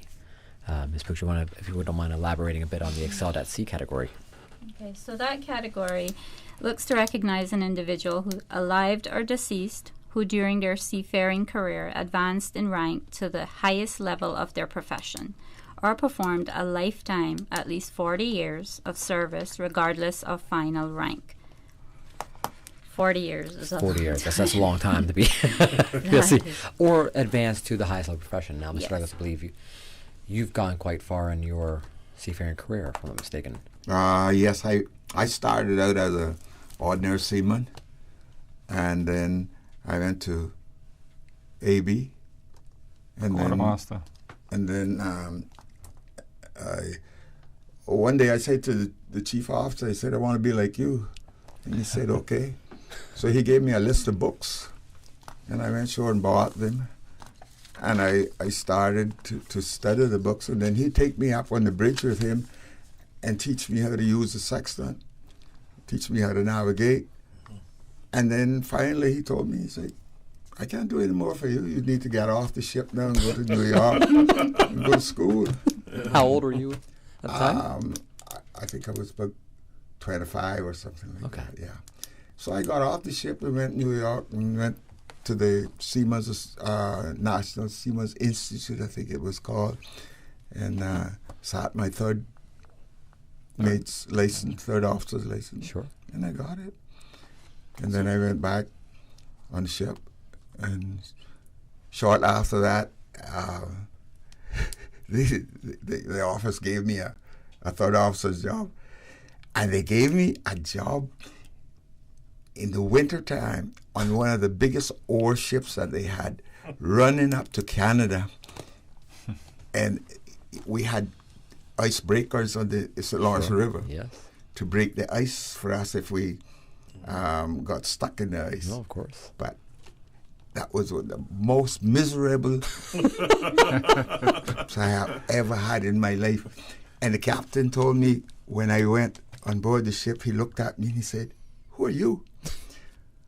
I said, "I'm the third officer. They sent me down here to join the ship." He said, "You?" I said, "Yeah." He said, No. He said, "You're too young." He said, "But I give you one trip." I said, "Okay." So I got one trip. He didn't do anything. And I said, "Okay." So then when the winter was finished, we went to Venezuela to get over it. And we was coming up from Venezuela, and I was on watching the Grenada Lighthouse. I could see the loom for it, And I put a radar on, and I couldn't see anything. So I called him, and I said, "Cap, I see a lighthouse." He said, "You know which lighthouse it is?" I said, "Yeah, Grenada." He said, "How you know?" I said, "I identified it from the light list." "Okay," he said, "coming up." So he came up, and he said, "You got a position?" I said, "No, not yet." He said, "I'm going back down below to get my cigarettes." And when I come back up, he said, "You better have a position on the chart." I said, "Well, this is it now." Go on. Then I remembered, if you go in the light list, in there they have the distance that you could see the light from shore. The light away from shore. Sure. And then they got the distance away that you could see it from the ship. So you know how I could tell from I know how high I was off the water. Sure. So then I got that distance. And then you wait until the light breaks the horizon, and you take a bearing of it. And then you take the distance that they give you for the lighthouse to you, and the distance from you to the lighthouse, join the two of them together, and that's your bearing, and that's your position. And then he came back and he said, "You got position?" I said, "Oh yeah." He said, "Well, okay, I'm going back." So tell me something. I want to ask a question in terms of the ranks of the seamen, because a lot of time we hear people went to sea, and you start off as a regular seaman, and then what is it after that? Is it the AB or? Well, you have levels on the deck and in the engine room, and also a lot of people made the galley a profession. First cooks, second cooks, stewards. On the deck, the ordinary seaman is the lowest. Then you move to AB, and then from that, you can go to bosun, or if you want, like he did, pursue a higher education. And so AB is a quartermaster? Yeah, the quartermaster. So a quartermaster does he actually what? Steers the ship. Yeah. Okay, because I heard my dad talk about being a quartermaster. Yeah. And also in lookout, but that was a special assignment if you looked out if you. No, not really. Well, two people were on watch. Two people. One they would send up to the forecastle, and he would be the lookout, and the other one would stay on the bridge on the wheel. But did you have to have a special designation to be on watch? Had to be a quartermaster. Oh, okay. Yeah. But you had to know how to stay there. Right. So. And you had a telephone up there too, so every time you saw a light on the horizon, you say, "Chief mate, a light 5 points on the starboard side," or whatever, and then they'll pick it up. Well, that's why I Mr. Paul Hurlston, I went and sat with him, and I thought it was going to be a 1 hour conversation, but it ended up being hours. Don't ever call him Mr. Paul. It's Captain Paul. Well, when I'm near him, I call him Cap, but Captain Hurlston. Captain Hurlston, I went and sat with him, and he told me some stories I didn't know, especially about my father going to sea and stuff. Yeah. Of course, they went to sea before I was born. And he told me of the story where my father had the Queen Mary was approaching the ship that they were on. It was going to be, it was a near miss. My father actually saw it on the lookout and avoided the accident. It's quite a story. Well, like the rules of the road when you're driving, they have the rules of the sea too. Rules of the road and sea, Yeah. And whenever you're two ships are approaching, you always go to the starboard. To the starboard. Yeah. Yeah, but it was a very near miss, as Captain Paul told me. He says your father saved us that day. A lot of times too, if it's foggy, you got to use the radar. If you don't have the radar, you're in trouble. Yeah. Interesting one. There's definitely a lot of history, and that's one thing that I'm glad we actually brought this conversation back home, because there's so much history within the community that it's just overwhelming at times. There's all these great stories that we hear, like the icebreakers and the miserable winter, your first time out there as a third mate. Last week there was a guy coming from Borden Town, and I sat and listened. I think he was Douglas. You were there, right? And the office manager was taking down the stories, and this guy witnessed like 4 or 5 different people getting killed or getting washed overboard on ships that he were on. Whoa! It's unbelievable. Whoa! It's a bit intense. And that's the other part, is like you forget how dangerous a lot of times these jobs were, especially the further back you go in history, the more dangerous the jobs got as technology got better. I mean, there's an old man in West Bay called Captain Ori. Mm-hmm. He was a turtler. And a storm caught them one day and overturned the boat. Well, actually, they were in this big catboat, and the boat capsized, and everybody drowned except him. He held on to the keel up in the air for 3 days before they found him. I mean, the stories that you hear is just unbelievable. There's some great very wild stories, and there was one I was reading when I was writing the vignettes of one man who got washed overboard, got picked up by another boat, and then regrouped to his original boat here. They all thought he had perished at sea, and they pulled into port here and saw him standing there waiting. And it's just like those kind of wild stories that are. There's a hilarious one that happened to me. We were going up the Orinoco River to load iron ore in Port Ordaz, and they had these wikers, I call them, the river, and the girl, the woman would come on the little catboat, or the little dories, they call them, and they wouldn't have on any tops, and this guy, he must have fell in love. He threw a mattress over, went in the mattress, he said, "Pick me up when you're coming back." It's unbelievable, And we did. You did? Yeah. Okay. Didn't expect that part to come at the end there. All right, let's get it back. let's reel this back in. So again, the Heroes Day nominations do end this Saturday. Is that correct, Ms. Bucci?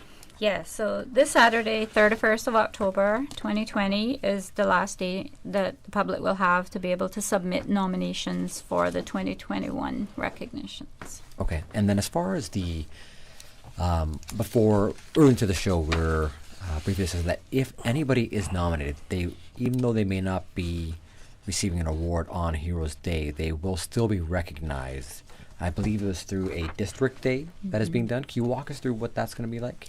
Yeah, so because we have so many wonderful seamen to honor such a vast number of persons, we don't think one day could do it justice, and the contributions that the seafarers have made to our islands. So it has been decided that there will be a year-long celebration at district levels for various seamen in those districts. So in order to make sure then that everybody gets recognized as they justly should be, that will happen at the district level as well as on the day of Heroes Day. Do we know the dates yet for the district days, or is that can be set closer to next year? Yeah, so those dates aren't yet finalized, but will be announced in due course. Yes. And then so anybody that is actually nominated will be recognized. Just to clarify, sometime in 2021. Yes, correct. It's the whole year. It's the whole year of celebration. That's right. And then as far as the committee, because like I said earlier in the show, I really empathize with the committee that has to go through this process of selecting and going, because there is so many people who are going to be nominated as part of this process. What does that committee look like, and how has that committee been put together? Okay. So part of the committee is obviously in conjunction with the Cabinet Office, the Protocol Office, Celebrate Cayman, the Seafarers Association itself, and various members also from Ministry of Culture, so that persons come together from the various entities mentioned to be able to then look at these nominations and to assess categories that persons would have put through, and to be able to then have the various persons in the various categories. At the end, a final listing will be compiled, and that will then also go through to Cabinet, so we're aware of what that looks like at the end of the day. If I could just add, when we're having a meeting, a joint meeting, the ladies who can't make the meeting, they're always, this virtual thing is it's unbelievable. I mean, you're there having a meeting and there's telephones all over the place talking to you. Zoom. Zoom. It's unbelievable. There's telephones all over the place. That was actually a good reminder point there, Mr. Tibbetts, because it also reminds that we have persons represented from Cayman Brac and Little Cayman as well, and the committee. And Macy. Yes. And Macy as well. And Macy. Yeah. So Maritime Authority. Sorry. Yes. Thank you. Yeah. Thank you for clarifying. Yeah, and they'll be more involved in the year-long celebrations as well. The Maritime Authorities. Can't forget Cayman Brac. No, you cannot. No, they're a major part of the seafaring history of Cayman. And perhaps worthwhile one day just have just a round table conversation of sharing all of these. There's so many stories here that it'd almost be a shame to not. You could write a book. You could write a book, have the National Archives do the recordings, and to basically pass along some of those stories to the young generations. Actually, a lady from the archives came. Well, no, not the archives. I think it was from the Cultural Society. They came to my house like last year, I think, and they did an interview, and they had it recorded. Oh, great! Yeah, that's fantastic. And Mr. Douglas, you had mentioned you had actually done some presentations in the schools as well. Yeah. So the CIS, I believe you had mentioned. The International School. Correct. Yes. And are you planning on doing more of those in the future, or how does that come about that you've done that? Yeah, we are. We're going back to Truth for Youth. Okay. November the 8th, I think it is. Yeah. That's and great. then I think it's November the 26th we go to Clifton Hunter. Yeah, we're going to Clifton Hunter too. Okay. Yeah. And this is part of the Seafarers Association and their outreach into the schools. And that's fantastic. And we carry the Southwell books and give them to the libraries there and all that. So that's the fantastic. children can, the students can actually go and research. That's great. And that Southwell book, Consuelo did a fantastic job on that. Is there a didn't way cover everything, but no, mostly everything. Is there a way for members of the community to get access to those Southwell books? Can they contact we have Seafarers? We have lots of them at the Seafarers for sale. They're only $5 a piece. It's only $5. Yeah. That's fantastic. You know, I was really lucky in my life. I came home one time and I went, up to the Global Seamen's office, which Mr. Tatum used to run. Mr. Tatum was running that. And he was my friend. He taught me navigation. Yeah, he was good. And I went to see him, and he said that Captain Charles Glidden from West Bay was on an island, and he was looking for an officer to go on a cruise ship. So he said, are you interested? I said, nah, I don't think so. He said, no. I said, you better go down there and see Mr. Glidden and talk to him, and see what it is. So I went down there and I saw Mr. Glidden, and I talked to him. He told me, he wanted a second officer. And I said, he kept talking, and I said, yeah, I'll go. So I went to Miami. He gave me ticket to Miami, and joined the ship. And the first day, I got lost on the ship. I passed the ship, right? I got lost on her. But that was the best part of my life. I mean, that was life. When I go to bed in the night, I used to pinch myself, and I say, John, is this you? On a cruise ship? Yeah. And you meet all of these people and these people. I was the only black officer on that ship, and I had an afro. And everybody wanted to talk to me, And when they asked me, sometimes they'd ask me to go shore with them, and they went shopping. They said, "You been here before?" Because we go to the same port. Sure. They said, asked me to go shore with them, shopping, and they'd buy you gifts. Yeah. And when they go back home, they'd write letters to you and send you things from home. Most of the people were Canadians. Oh, it was the best life I ever had. You're a fantastic storyteller. Can I just say that? You tell stories in such a great way. What he forgot to tell you, Ray, is that he met his wife on one of those ships. And he's still married to her. You probably should have started the story with that line. I don't think you want to go home and say you left that part of the story. It's a kind of an important detail, that story. Yeah. We are getting close to our 2 p.m. headline news. So again, for the members of the community who are looking to nominate someone for the 2021 National Heroes Day, Ms. Pucci, how can they do so? Mm-hmm. So make your nominations at celebratecayman.ky.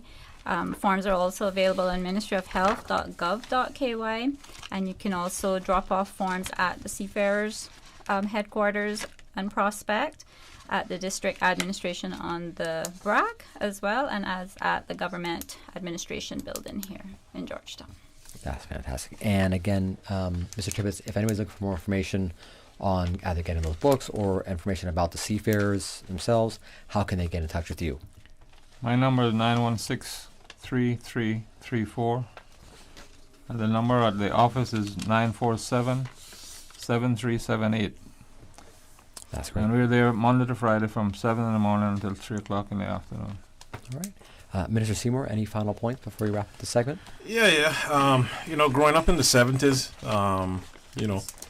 I remember the seamen coming back home, and they brought back, a lot of culture from overseas, international culture, like the tattoos, the hairstyles, the languages, the gold teeth and crowns, the earrings and the stories, there was a lot that they brought back to this island, and it's just amazing, and we need to appreciate all of the seamen who stuck it out and went for more than one tour, because they used to call one trip a tour, and because some people went on one tour and saw a 20-foot wave and say, you know what, that's enough for me, I ain't going back.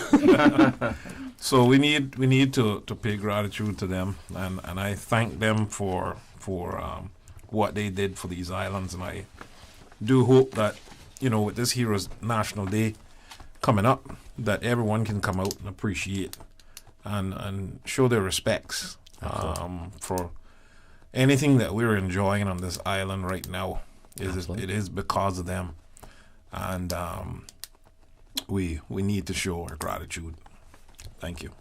Thank you so much. Again, all thank you so much for coming in today, and all the best with the rest of the nomination period. Again, listeners, the nominations do end this Saturday, October 31st, and I'll be sharing a little more information at the end of the 2 p.m. headline news on how you can go ahead and nominate individuals. On that note, let's go to our 2 p.m. headline news.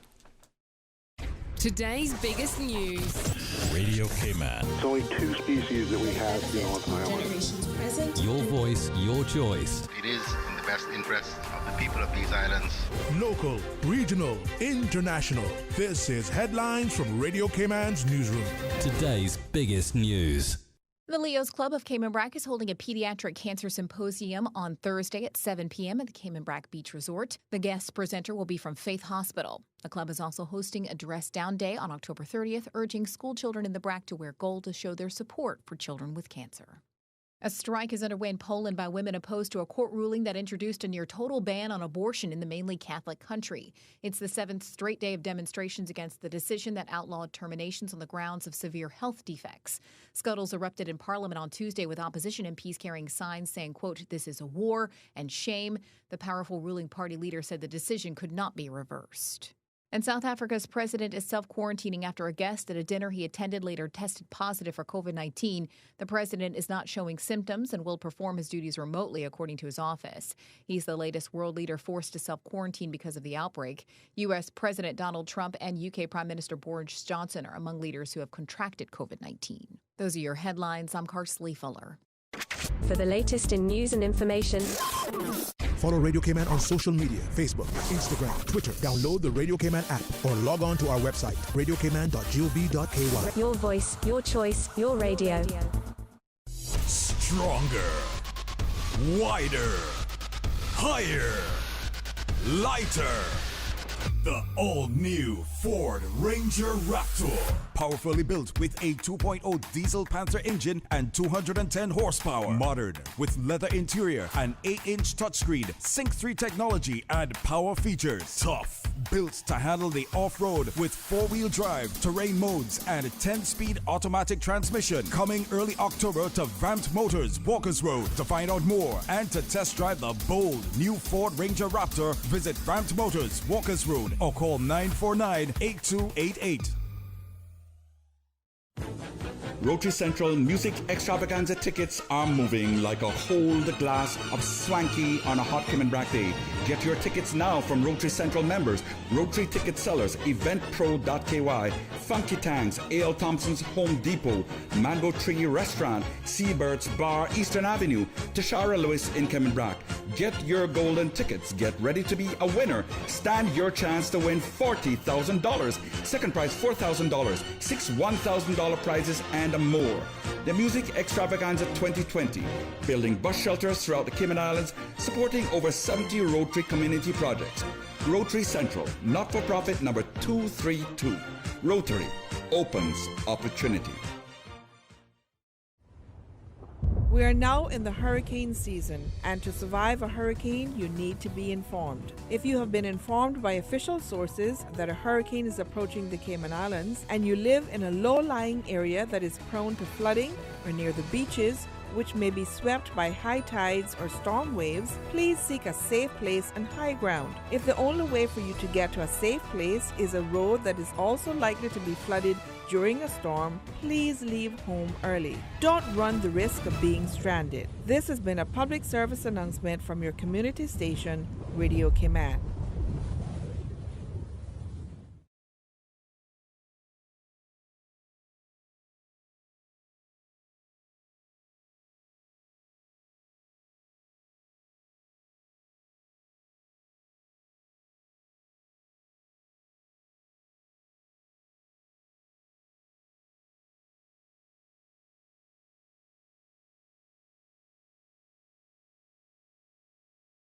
This is how we wake you up in the morning.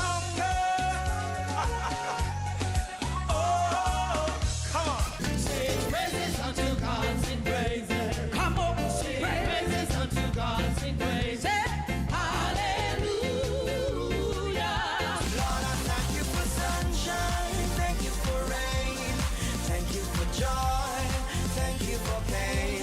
It's a beautiful Radio Cayman.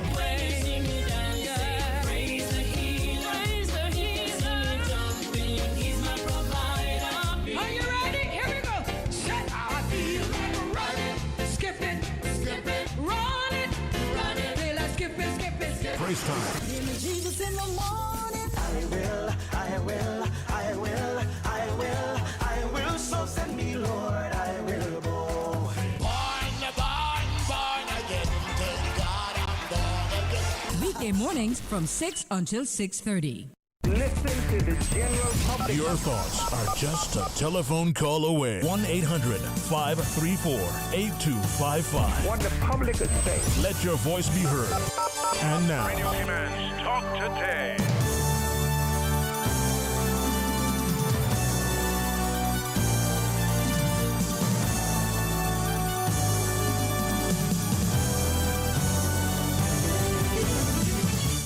And welcome back to Talk Today. In case you're just tuning in for the tail end of our show, I'm Raymond Singh, filling in for Mr. Sterling Dwayne Ebanks. And again, we do welcome your stories, feedback, and questions, and invite you, as always, to join our conversation. Simply dial 1-800-534-8255 or 949-8037, or you can always WhatsApp us at 925-3261. A quick recap from today's show. We had in studio earlier members from the Cayman National Choir and Orchestra promoting their event for this coming Friday at 7:30 at the Harkwell Theater. Fortunately, tickets are sold out for that, but they will be having their Christmas concerts on December 8th and December 9th, I believe, were the dates, or December 8th and December 10th at Elms Memorial Church. And again, with the Cayman National Choir, they have put out there that they are open to new members coming out, as we heard from Mr. Graham, who only started singing himself only 6 or 7 years ago, and how he has found such a passion for it now. They are doing their practices on Mondays at 7:30 p.m. at the Kaboo Building on West Bay Road. So at 7:30 p.m. on Mondays, if you're interested in coming out and just getting a feel for what the National Choir is doing and some of their efforts that they are putting into growing their youth programs as well. If you're looking for more information on the National Choir, again, their website is caymanchoirandorchestra.com, or you can visit their Facebook pages for Cayman Choir and the Cayman Orchestra. We do have one caller on the line. Good afternoon, caller. Thank you for calling Talk Today. Hello. Good afternoon, caller. Thank you for calling. Yes. They're doing some work on the South Sound Road. You know what I'm talking about? South Sound Road. Yep, they're doing some work on South Sound Road. They're going towards Hurley. Yeah. Yeah, I drove through there a couple of hours ago, and I could not believe the traffic that was backed up. I would call unnecessary. They didn't make anyone take a detour if they were not living in that area. You follow me? Yes, I am. And to see how that road been not really fixed to that perfection in years, and now they are fixing partial of that South Sound Road, and the private owners that are on the left-hand side have these humongous trees hanging over the one and only main street for South Sound. You would think that those trees would have been a little bit more important than doing a partial road cap in the South Sound area. I know it needs to be done, but what about over there by the roundabout? There by, when you come off of Linford Pearson Highway going towards Lions and Hurley, that road is ridiculous. It's such a bad driving as you come off of Linford Pearson to go up to the Lions Center. It's a real, real bad. And to think that we can get certain roads fixed and we can get the most important road fixed. I'm not saying the South Sound Road is not important, because it's a heavy driven road on a daily basis. Sure. But look at the trees that could probably drop one day and kill someone passing through there. I keep saying that somebody needs to go and penalize every one of those residents that are living on the left-hand side that got those mature trees hanging over the main street. And I want to hit on the road down there on Eastern Avenue where Rankin's Plaza is located, and Logic and so forth. And you can also go to the back to A.L. Thompson apartly. I guess certain traffic is allowed back there. That road is, I would say, the most ridiculous road in this Cayman Island. They got a road, they got a drain right in the Logic entrance that is mixed with salt water. And upon that time the sea rises, that water comes up there and is settling there month in and month out. And everybody's driving their vehicle in salt water down in that area, which I think it should not be happening. To know that you could clean your car and drive in there and you're going to pick up salt water mixed with rainwater.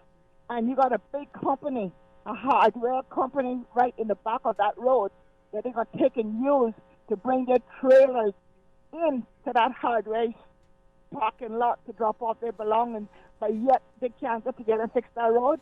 That is ridiculous. I think that we got our eyes closed to too much things here in this island. The most important thing we're not looking into, that it could be a hazard to our people that lives on this place that we call the Cayman Islands. I want to thank you for listening to me. No, caller, thank you for calling in. Some very valid points on some road construction works that are potentially needed. I wasn't aware of the saltwater road mixture there, and that I am aware of the road that's being mentioned, but I wasn't aware of that mixture of water that was going on there. And I have seen myself some of the trees that are overhanging in certain areas, and we've all seen certain roads that require some that are in need of some extra pothole repairs.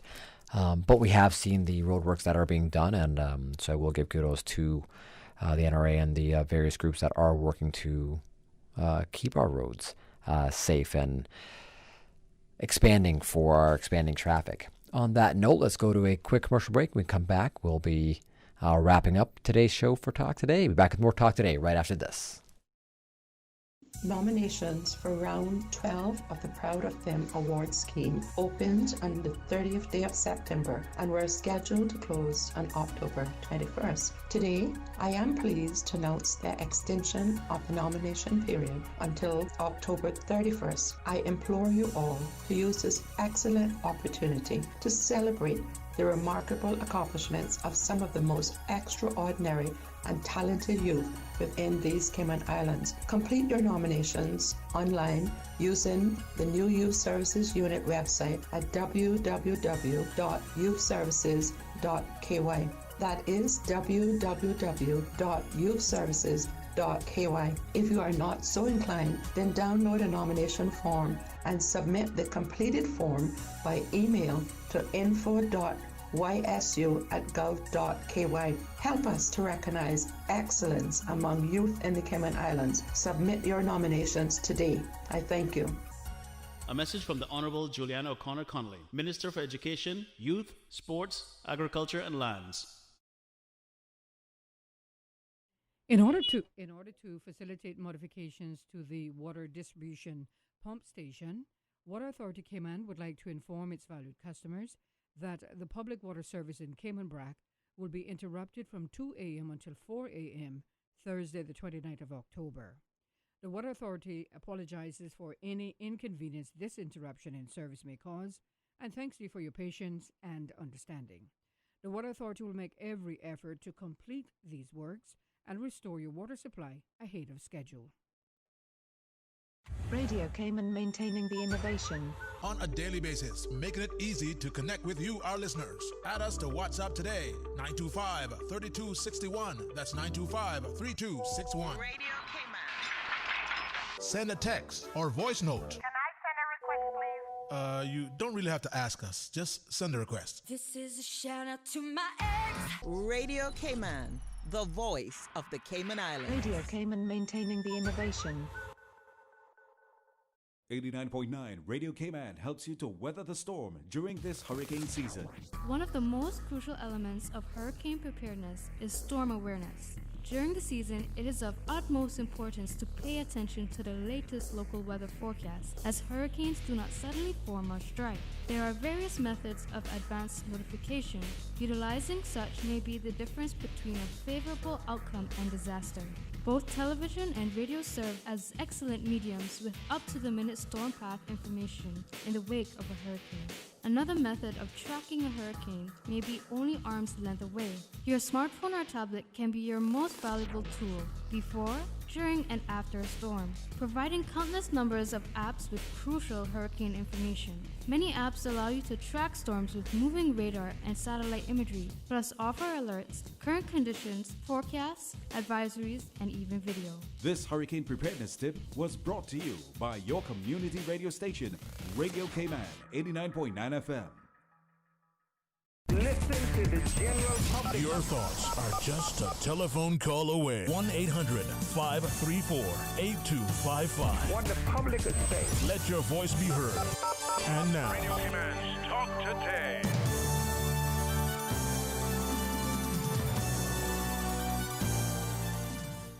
And welcome back to Talk Today. I'm Raymond Singh, filling in for Mr. Sterling Dwayne Ebanks. Thank you again for tuning into today's show. Big shout out again to all of our guests from the Cayman National Choir and Orchestra and from the 2021 National Heroes Day. We had in studio Mr. Dennison Tibbetts, Mr. John Douglas, Ms. Pukshi, the Chief Officer in the Ministry of Health, Environment, Culture, and Housing, and of course the Honorable Minister, Dwayne Seymour, the Minister for the Ministry of Health, Environment, Culture, and Housing, here discussing the National Heroes Day nominations, an important part, as we've discussed repeatedly on the show, the backbone of the Cayman economy in its former days and what has predicated everything we see today. But the deadlines for the nominations is Saturday, October 31st. 6 categories that you can make your nominations for individuals. We have the Early Pioneer Division, which is for an individual alive or deceased who made an exceptional contribution prior to the 1940s in the areas of shipbuilding, boat building, shipping administration, turtling, or seafaring. The Pioneer Division, which is for an individual alive or deceased who made an exceptional contribution from the 1940s to the 1980s in the areas of shipbuilding, boat building, shipping administration, turtling, or seafaring. Those who excelled at sea, which is an individual alive or deceased who during their seafaring career advanced in rank to the highest level of their profession or performed a lifetime, at least 40 years, of service regardless of their final rank.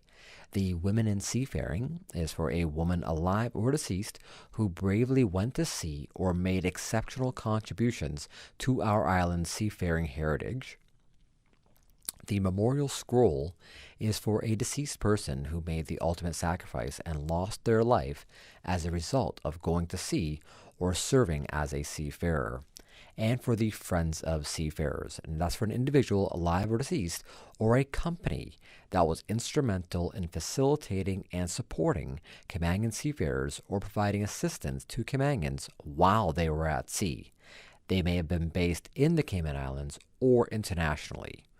Again, to make your nominations, there are several ways you can do so. One is to visit celebratekayman.ky and complete the information on the online form. Or if you're submitting forms in person, you can do so at the Ministry of Health, Environment, Culture, and Housing at the Government Administration Building, or at the District Administration Building in Cayman Brac. Or you can also drop your forms off to the Seafarers Association on 11 Victory Avenue in Prospect. Again, celebratekayman.ky. On that note, we do need to call a wrap for today's show. Thank you again to all of our loyal listeners out there in Radio Cayman Nation, Miss Susan Watson for keeping us in check, and our guests from the Cayman National Choir and Orchestra, and our seafarers discussing the 2021 National Heroes Day. It has been a pleasure bringing you Talk Today, and on behalf of the entire Radio Cayman family, thank you for sharing your afternoon with us. I'm Raymond Singh. God bless, and have a safe, enjoyable rest of your Wednesday.